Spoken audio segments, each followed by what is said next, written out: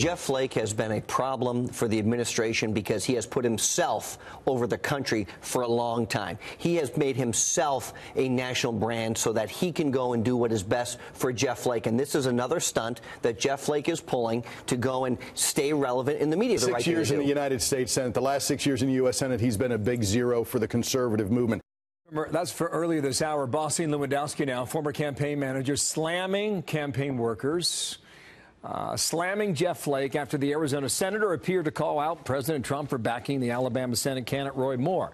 Karl Rove, former White House Deputy Chief of Staff, President George W. Bush, Fox News contributor, Austin, Texas. The vote is Tuesday, 6 days away, and wow.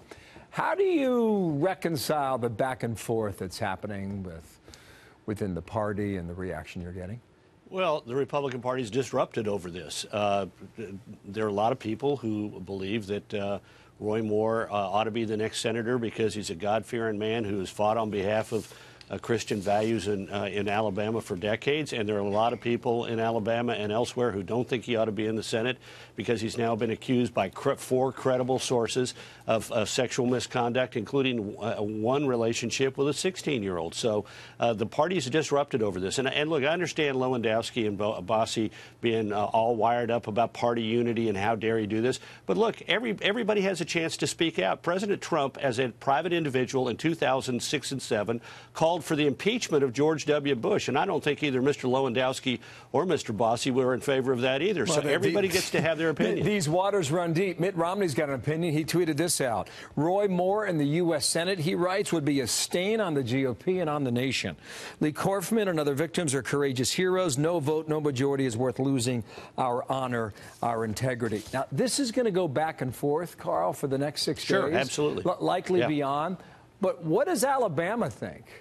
What are they saying? What do the numbers show you? Well, here's the Fox News poll that was done in Alabama, and I'm not going to go into the ballot test because the ballot test in all these polls is all over. This is a close race, but this gives us a sense of the sentiment of the people. Strongly favorable or strongly unfavorable about the two candidates. Jones, strongly favorable 30, strongly unfavorable 19. Moore, strongly favorable 24, strongly unfavorable 40. Does the candidate have strong morals? Jones, 56 say yes, 18 say no, 26 say I don't know. On Moore, it is 41 say yes, 46 say no, and 13 say I don't know. And finally, do you think that Moore is guilty of the sexual misconduct? 38 yes, 37 no, and 25 said either too soon to tell or don't know. That's so that leaves us split. Yeah, that leaves us basically with 3 types of Moore voters.